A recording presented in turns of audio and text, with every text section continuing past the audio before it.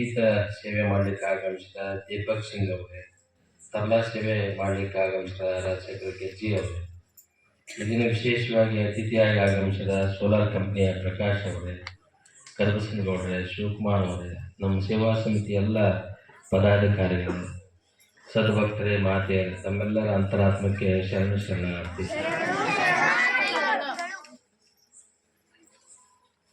20ನೇ ವರ್ಷದ ಪುರಾಣ ಪ್ರವಚನ ಕಾರ್ಯಕ್ರಮ. ನಾನು ಮಲ್ಲಿಕಾರ್ಜುನ ದೇವರು ಕೇಳಿದೆ, ಇಷ್ಟ ಜನ ಬರ್ತಾರೆ ದಿನ ಅಂತ ಕೇಳಿದೆ. ಇಲ್ಲ, ವಿಶೇಷವಾಗಿ ಇದ್ದಾಗ ಈಗೆಲ್ಲ ಜನ ತುಂಬಿರ್ತದೆ, ಖಾಲಿ ಇದ್ದಾಗ ಎಷ್ಟೇ ಜನ ಇರ್ತಾರ ಅಂತ ಹೇಳಿ. ಅದ್ರ ಜೊತೆಗೆ ಅದೇನು ವಿಶೇಷ ಊಟಕ್ಕೆ ಹೋಗ್ಯಾರ ಅಂತ ಒಂದು ಮಾತಿದೆ. ಏನು ಊಟ ಅಂತ ಗೊತ್ತಾಗಿಲ್ಲ. ಆ ಕಡೆ ಎಲ್ಲ ಸುತ್ತಮುತ್ತಲು ಹಳ್ಳಿ ಒಳಗೆ ಈ ಗ್ರಾಮ ದೇವತೆ ಜಾತ್ರೆ, ಆ ಜಾತ್ರೆಗೆ ಹೋದ್ರೆ ನಮ್ಮ ತಕ್ಕ ಬರೋಲ್ಲ. ಅಮ್ಮನ ಜಾತ್ರೆ ಮಾಡಿದವರು ಈ ಅಮ್ಮಗೂ ಅಪ್ಪಗೂ ಇರೋ ವಿಷಯಕ್ಕೆ ಆಗಲ್ಲ ಅಂತ ಅನಿಸ್ತದೆ ನನಗೆ. ಈ ಹಂಪಪಟ್ಟಣದೊಳಗೆ ಒಂದು ಕಾಲಕ್ಕೆ ಪುರಾಣ ಹೆಂಗಿತ್ತು ಅಂತಂದ್ರೆ, ಹಗರಿ ಬೊಮ್ಮನಹಳ್ಳಿ ತಾಲೂಕಿನೊಳಗೆ ಏನಾದರೂ ಪುರಾಣ ಅಂತಂದ್ರೆ ಅದನ್ನು ಈ ನಮ್ಮ ಭಾಗದೊಳಗೆ ಒಂದು ನಾಣ್ಣುಡಿ ಕಲ್ಲಿನೊಳಗೆ ಶಿಲ್ಪಕಲೆಯನ್ನು ನೋಡ್ಬೇಕಂದ್ರೆ ಉಜ್ಜಿನಿ ಒಳಗೆ ನೋಡು, ಹಂಪಿ ಹೊರಗೆ ನೋಡು ಅಂತ. ಯಾಕೆ ಆ ಮಾತು ಹೇಳ್ಯಾರಂದ್ರೆ, ಉಜ್ಜಿನಿ ಮರುಸಿದ್ದೇಶ್ವರ ಪ್ರಾಂಗಣದೊಳಗೆ ಒಂದೇ ಕಲ್ಲಿನೊಳಗೆ 1000 ದಳದ ಕಮಲಕ್ಕಿತ್ತ. ಅದಕ್ಕೆ ಉಜ್ಜಿನಿ ಒಳಗೆ ನೋಡು, ಹಂಪಿ ಹೊರಗೆ ನೋಡು. ಹಂಪಿ 365 ದಿನ ನೋಡಿದ್ರೆ ಉಳಿದಿರ್ತದೆ ನೋಡೋದು. ಹಂಗೆ ಶಿಲ್ಪಕಲೆಯನ್ನು ನೋಡ್ಬೇಕಂದ್ರೆ ಉಜ್ಜಿನಿ ಒಳಗೆ ನೋಡು, ಹಂಪಿ ಹೊರಗೆ ನೋಡು. ಭಕ್ತರ ಭಕ್ತಿಯನ್ನು ನೋಡ್ಬೇಕಂದ್ರೆ ಹಂಪಪಟ್ಟಣ ಗ್ರಾಮಗಳಲ್ಲಿ ನೋಡು ಅನ್ನೋದ್ರಾಗ ಪುರಾಣಕ್ಕೆ ಜಾಸ್ತಿ ಜನ ಬರೋರು. ಈ ಜಾಗ ಹಿಡಿಸ್ತಿರ್ಲಿಲ್ಲ, ಆದ್ರೆ ಕಡಿಮೆ ಜನ. ಹಾಗಾಗಿ ಯಾರು ಪುರಾಣಕ್ಕೆ ಬಂದಾರ ಅವರೆಲ್ಲ ಗಟ್ಟಿ ಕಾಳಿದ್ದಾಗ, ಯಾರು ಬಂದಿಲ್ಲ ಅವ್ರು ಜೋಳಿದ್ದಾಗ.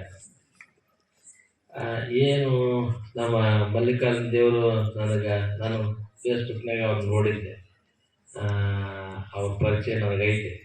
ಅವರು ಯೋಗ ಸಾಧಕರು, ಅದ್ಭುತ ಯೋಗ ಮಾಡ್ತಾರೆ. ಅದು ಎಷ್ಟು ಖುಷಿನೋ ಅಷ್ಟು ನೋವು ಐತೆ.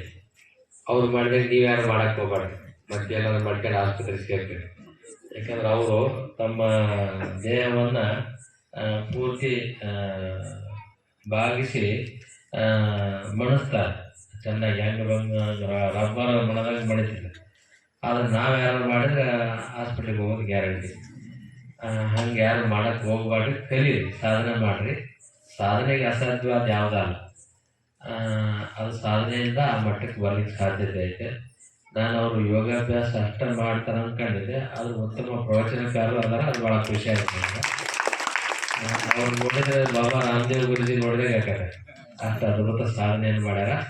ಜೊತೆಗೆ ನಮ್ಮ ದೀಪಕ್ ಅವರು ಬರೀ ಹಾಡು ಹಾಡ್ತಾರೆ ಅಂತ ಕೇಳಿದ್ದೆ. ಆ ನಿಲಾವು ಮಾಡೋದು ನೋಡಿದ್ರೆ, ಆ ಜೋಶ್ ನೋಡಿದ್ರೆ ನಾವು ಕೂಗಾರಪ್ಪ ಅಲ್ಲಾಗಿತ್ತು. ಅಷ್ಟು ಜೋಶ್, ಮೈಕಿನ ಸೌಂಡ್ ಕಡಿಮೆ ಇದ್ರೆ ಅದಕ್ಕೆ 10ರಷ್ಟು ಸೌಂಡ್ ಅವ್ರಿಗೆ. ನಮ್ಮ ಕರಬಸರು ನೋಡಿ ಹೇಳಿದ್ರೆ, ಪುಟ್ಟಯ್ಯಜ್ಜ ಏನಾದರೂ ಅದಲ್ಲಂದ್ರೆ ಈ ವೇದಿಕೆ ಒಳಗೆ ಕುತ್ಕೊಂಡು ಸಂಗೀತ, ತಬಲ ಮತ್ತು ಹಾರ್ಮೋನಿಯಂ ನೋಡ್ತಕ್ಕಂಥ ಕೆಲಸವನ್ನು ಪುಟ್ಟಯ್ಯಜ್ಜ ಅವ್ರೊಳಗೆ ಇಟ್ಕೊಂಡು ಮಾಡ್ತಾರೆ. ಅಂತ ಕಲಾವಿದರು ಈ ಕಾರ್ಯಕ್ರಮಕ್ಕೆ ಬಂದಾರ. ಅವ್ರಿಗೆ ಅಭಿನಂದನೆ ಪೂರ್ವಕವಾಗಿ ಚಪ್ಪಾಳೆ ಇಟ್ಕೊಂಡು. ಜೊತೆಗೆ ನಮ್ಮ ಪ್ರಕಾಶ್ ಅವರು ಸೋಲಾರ್ ಕಂಪ್ನಿ ವ್ಯವಸ್ಥಾಪಕರು, ಅವರು ಪುರಾಣಕ್ಕೆ ನಮ್ಮ ಶಿವಕುಮಾರ್ ಅವರು ಒತ್ತಾಯಕ್ಕೆ ಬಂದು ಪುರಾಣಕ್ಕೆ ಅವರು ಒಂದು ಒಳ್ಳೆ ಮಾತನ್ನು ಹೇಳಿದರು. ಬೆಳಕಂದ್ರೆ ಏನು ಅಂತ ಅನ್ನೋದನ್ನು ಒಂದು ಒಳ್ಳೆ ಮಾತನ್ನು ಹೇಳಿದರು. ಅದಕ್ಕೆ ನಾನು ಈ ಸಮಯದ ಅಭಾವ, ಸಮಯ ಆಗಿತ್ತು ಈಗಲೇ, ನಾನು ಭಾಳ ಮಾತಾಡಿದ್ರೆ ಮತ್ತೆ ಮುಂದಕ್ಕೆ ಕರಿತಿರಲ್ಲ ಅಂತ ನಾನು ಕರಿಬಿಡಿ. ಅದಕ್ಕೊಂದು 2 ನಿಮಿಷ ಏನೋ ಒಂದು ತಾಸು ಮಾತಾಡಿ, ಒಂದು ತಾಸು ಮಾತಾಡ್ತೇನೆ ನಾನು. ನೋಡಿ, ಜೀವನ ಎಷ್ಟು ಅದ್ಭುತ ಐತಂದ್ರೆ, ಇಲ್ಲಿ ಒಪ್ಪತ್ತೇಶ್ವರ ಮಹಾಸ್ವಾಮಿಗಳು ಮಠ ಐತಿ. ಆ ಮಠದ ಮೂಲಕರ್ತರು ಗರಗ್ ನಾಗಲಾಪುರ ಒಪ್ಪತ್ತೇಶ್ವರ ಮಠ. ಆ ಮಠದ ಒಂದು ಪರಂಪರೆ ಏನೈತಂದ್ರೆ ಎಷ್ಟು ಅದ್ಭುತ ಐತಂದ್ರೆ, 84ನೇ ಇಸ್ವಿಯಾಗ ಇಲ್ಲಿ ಮಗಿಮಾವನಹಳ್ಳಿ ಅಂತ ಒಂದು ಹಳ್ಳಿ ಬರ್ತದೆ. ಆ ಮಗಿಮಾವನಹಳ್ಳಿ ಒಳಗೆ 84ನೇ ಇಸ್ವಿ ಆಚೆ ಈ ಡೋಬಿ ಬರ ಅಂತ ಬರ್ತದೆ. ಆ ಬರಗಾಲ ಬಂದಾಗ ಆ ಊರಾಗ ದಿನ ಒಂದು ಆಕಳ ಕರ ಎತ್ತು ಕುರಿ ಮೇಕೆ ಎಣ್ಣೆ ಸಾಯ್ತಾವ ದಿನ ಒಂದು. ಅದು ಒಂದು 5-6 ತಿಂಗಳು ಆಗ್ತದೆ. ಆದಮೇಲೆ ಅವರೆಲ್ಲ ಗಟ್ಟಿಗೇರಿ ಚರಂತ ಪರ್ಚಾರ ಹತ್ರ ಹೋಗ್ತಾರೆ, ಏನೋ ಸಮಸ್ಯೆ ಐತೆ ಅಂತೇಳಿ. ನೋಡಿ ಮಗಿಮಾವನಹಳ್ಳಿಯಲ್ಲಿ ಗಟ್ಟಿಕೇರಿಯಲ್ಲಿ ಅಲ್ಲಿ ಹೋಗಿ ಅವ್ರ ಹತ್ರ ಅರಿಕೆ ಮಾಡಿಕೊಂಡಾಗ ಚರಂತಪ್ಪಜ್ಜವ್ರು ಅಲ್ಲೇ ಕೂತ್ಕೊಂಡು ಹೇಳ್ತಾರೆ, ನಿಮ್ಮ ಊರಾಗ ಒಬ್ಬ ಸನ್ಯಾಸಿಗಳ ಮಠ ಐತಿ, ವಿರಕ್ತ ವೈರಾಗ್ಯ ನಿಧಿ ಮಠ ಐತಿ ಗದ್ದಿಗೆಗೆ.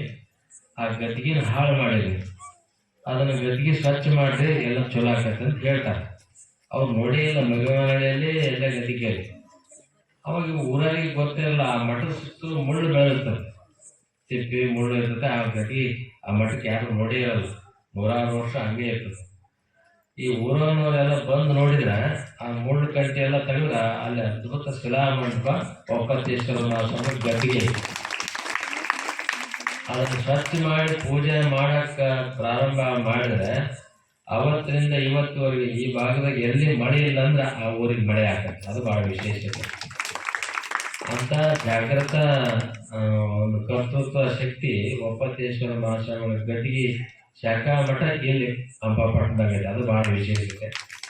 ಹಾಗಾಗಿ ನೀವು ಹೆಂಗೆ ಇರಬೇಕು ಅಂತಂದ್ರೆ, ಈ ಹೂವಿನ ಗಿಡ ನೋಡ್ರಿ, ಹೂವಿನ ಗಿಡ ನೋಡಿರಿ? ನೋಡಿರಲಿಲ್ಲ? ನೋಡಿಲ್ಲ ಅನ್ನೋ ಯಾರು ಹೂವು ನೋಡ್ರಿ ಆ ನೋಡ್ರಿ. ಹಾಂ ನೋಡಿ, ಹೂವಿನ ಗಿಡ ಯಾವುದೇ ಗಿಡ ಇರಲಿ, ಒಂದು ಹೂವಿನ ಗಿಡ, ಆ ಹೂವಿನ ಗಿಡದಾಗ ಹೂವು ಬಿಡ್ತಾವ.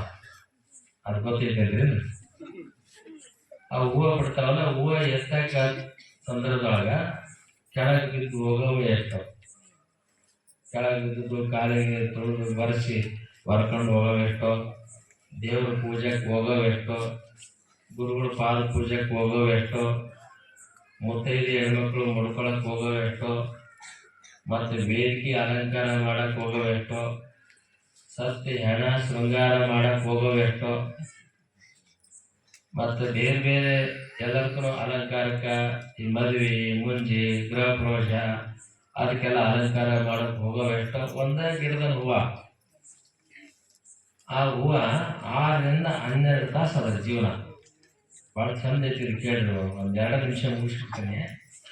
ಒಂದೇ ಗಿಡದ ಹೂವು, ಅದ್ರಾಗ ಕೆಳಗೆ ಬಿದ್ದು ತುಳಿಸ್ಕೊಂಡು ಹೋಗೋವೆಷ್ಟೋ, ಹೆಣ್ಮಕ್ಳು ಮುತ್ತೈದೆಯರು ಮುಡ್ಕೊಳಕ್ಕೆ ಹೋಗೋವೆಷ್ಟೋ, ಗುರುಗಳು ಪಾದ ಪೂಜೆಗೆ ಹೋಗೋವೆಷ್ಟೋ, ದೇವರ ಪೂಜೆಗೆ ದೇವ್ರ ತಲೆ ಮೇಲೆ ಹೋಗಿ ಕುಂದ್ರವೆಷ್ಟೋ, ಮತ್ತು ಹೆಣಕ್ಕೆ ಶೃಂಗಾರ ಮಾಡಕ್ಕೆ ಹೋಗೋವೆಷ್ಟೋ, ವೇದಿಕೆ ಶೃಂಗಾರ ಮಾಡಕ್ಕೆ ಹೋಗೋವೆಷ್ಟೋ ಒಂದೇ ಗಿಡದ ಹೂವು. ಆ ಒಂದೇ ಗಿಡದ ಹೂವು 6ರಿಂದ 12 ತಾಸು ಇರೋ ಹೂವು.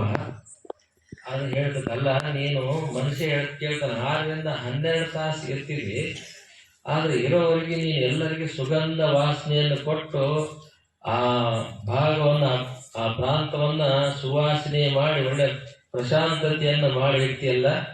ಆದರೆ ನಿನಗೆ ಗೊತ್ತೈತಿ 6ರಿಂದ 12 ತಾಸು ನಿನ್ನ ಆಯುಷ್ಯ. 12 ತಾಸಿಗೆ ನಾನು ಸಾಯ್ತೀನಿ ಅಂದ್ರೂ ಇರೋವರೆಗೆ ಒಳ್ಳೆ ಆ ಜಾಗಕ್ಕೆ ಒಳ್ಳೆ ಸುವಾಸನೆಯನ್ನು ಕೊಟ್ಟು ಹೋಗಿ ಅಲ್ಲಿ ಏನು ವಿಶೇಷ ಅಂತ. ಅದಕ್ಕೆ ಆ ಹೂವು ಹೇಳ್ತೀನಿ, ನೋಡಪ್ಪ, ನಾನು 6ರಿಂದ 12 ತಾಸು ಇರ್ತೀನಿ, 12 ತಾಸು ಆಯುಷ್ ಕಡಿಮೆ ಆಗ್ತಲ್ಲ ಅಂತೇಳಿ ಇರೋದ್ರೊಳಗೆ ಏನಾದರೂ ಮಾಡ್ಬೇಕಂತ ಸುವಾಸನೆ ಕೊಡ್ತೀನಿ. ಆದರೆ ನೀನು 100 ವರ್ಷ ಮೇಲೆ ಇರ್ತೀವಿ. 100 ವರ್ಷ ಮೇಲೆ ಇದ್ರು ಎಷ್ಟು ಜನಕ್ಕೆ ಅನ್ಯಾಯ ಮಾಡ್ತಿ, ಮೋಸ ಮಾಡ್ತಿ, ವಂಚನೆ ಮಾಡ್ತಿ, ದರೋಡೆ ಮಾಡ್ತಿ, ಕೊಲೆ ಮಾಡ್ತಿ, ಏನೆಲ್ಲ ಮಾಡಿ ನೀನೇನು ಸಾಧನೆ ಮಾಡ್ತೀವಿ. ನಾನು 6ರಿಂದ 12 ತಾಸು ಇದ್ರೆ ಅದರೊಳಗೆ ಏನು ಕಾಲಾಗಿ ಬಿದ್ದು ತುಳಿಯೋದಕ್ಕಿಂತ, ಹೆಣ್ಮಕ್ಳು ಮುಡ್ಕೊಳಕ್ಕೆ ಹೋಗೋಕ್ಕಿಂತ, ವೇದಿಕೆ ಅಲಂಕಾರ ಮಾಡೋಕ್ಕೆ ಹೋಗೋಕ್ಕಿಂತ ಗುರುಗಳು ಪಾದ ಪೂಜೆಗೆ ಶಿವನ ಪೂಜೆಗೆ ಹೋಗ್ಬೇಕಂತ ನಾನು ಬಯಸ್ತೀನಿ ಅಂತ ಹೋಗುವ. 6ರಿಂದ 12 ತಾಸು ಇರೋ ಹೂವು ಶಿವನ ತಲೆ ಮೇಲೆ ಹೇರೋಕ್ಕೆ ಪ್ರಯತ್ನ ಮಾಡುತ್ತೆ. 100 ವರ್ಷ ಇರೋ ಮನುಷ್ಯ ಕಾಲು ಕೆಳಗೆ ಇರೋಕ್ಕೆ ಪ್ರಯತ್ನ ಮಾಡ್ತಾನೆ. ಅದಕ್ಕೆ ನಾವೆಲ್ಲ ಹಂಪಪಟ್ಟಣದ ಗ್ರಾಮದವರು ಒಂದೇ ಗಿಡದ ಹೂವು ಆಗಬೇಕು. ಅವು ಎಂಥ ಹೂವು ಅಂತಂದ್ರೆ ಕೆಳಗೆ ಬಿದ್ದು ತುಳಸಿಗಳ ಹೂವು ಅಲ್ಲ, ಹೆಣ ಶೃಂಗಾರ ಮಾಡಕ್ಕೆ ಹೋಗೋ ಹೂವು ಅಲ್ಲ, ವೇದಿಕೆಗೆ ಅಲಂಕಾರ ಮಾಡಕ್ಕೆ ಹೂವು ಅಲ್ಲ. ನಾವೆಲ್ಲ ಗುರುಗಳ ಪಾದ ಪೂಜೆಗೆ ಶಿವನ ತಲೆ ಮೇಲೆ ಕೂಡಕ ಪ್ರಯತ್ನ ಮಾಡಿದ್ರೆ 100 ವರ್ಷ ಇದ್ದದ್ದು ಸಾರ್ಥಕ ಆಗ್ತದೆ ಅನ್ನೋ ಒಂದು ವಿಚಾರವನ್ನು ಇಟ್ಕೊಂಡು ಅಂತ ಒಂದು ಒಳ್ಳೆ ಹೂವು ನೀವೆಲ್ಲ ಹಾಕ್ರಿ. ಒಂದೇ ಗಿಡದ ಹೂವು, ಇಲ್ಲಿ ಜಾತಿ ಮತ ಪಂಥ ಎಣಿಸ್ಲಾರ್ದಂಗ ಕೆಳಗೆ ಬಿದ್ದವರು ಸುಮಾರು, ದೇವ್ರ ತಲೆ ಮೇಲೆ ಇರೋರು ಚಲೋ, ಹಿಂಗೆ ಅನ್ಕೋಬೇಕಂತ. ಹಂಗೆ ಅನ್ಕೊಂಡು ಒಪ್ಪತ್ತೇಶ್ವರ ಸ್ವಾಮಿಗಳನ್ನು ನೆನೆಸ್ಕೊಂಡ್ರೆ ಈಗಲೂ ನನಗೆ ರೋಮಾಂಚನ ಆಗ್ತದೆ. ಎಂಥ ತೇಜಸ್ಸು, ಆ ಸರಳತೆ, ಆ ಸಮಾನತೆ, ಆ ಪ್ರೀತಿ, ಆತ್ಮೀಯತೆ. ಈ ಹೆಣ್ಮಕ್ಳು ತವ್ರ ಮನೆಗೆ ಹೋದಾಗ ಏನು ಖುಷಿ ಆಗತ್ತಲ್ಲ, ಈ ಭಾಗದ ಎಲ್ಲ ಸ್ವಾಮಿಗಳು ಎಲ್ಲಿ ತವ್ರ ಮನೆ ಅಂತಂದ್ರೆ ಒಪ್ಪತ್ತೇಶ್ವರ ಮಠಕ್ಕೆ ಹೋದ್ರೆ ತವ್ರ ಮನೆಗೆ ಹೋದಷ್ಟು ಖುಷಿ ಆಗ್ತಕ್ಕಂಥ ತಾಯಿತನದ ಮಮತೆಯನ್ನು ಒಪ್ಪತ್ತೇಶ್ವರ ಮಹಾಸ್ವಾಮಿಗಳು ಕೊಟ್ಟಾರ. ಅಂಥ ತಾಯಿಯ ಊರೊಳಗೆ ನೀವು ಹಂಪಪಟ್ಟಣದ ಗತಿಗೆ ಇರ್ತಕ್ಕಂಥ ಊರು, ನೀವು ಎಲ್ಲರೂ ಶಿವನ ಪಾದಕ್ಕೆ ಸೇರ್ತಕ್ಕಂಥ ಹೂವು ನೀವು ಆಗ್ರಿ ಅಂತ ವಿಚಾರವನ್ನು ತಿಳಿಸಿ ನಮ್ಮ ಮಲ್ಲಿಕಾರ್ಜುನ ದೇವರು ಭಾಳ ಅದ್ಭುತವಾಗಿ ಪ್ರವಚನ ಮಾಡ್ತಾರೆ. ನಾಳೆ ಒಂದು ದಿನ ಇರೋದು, ನಾಳೆ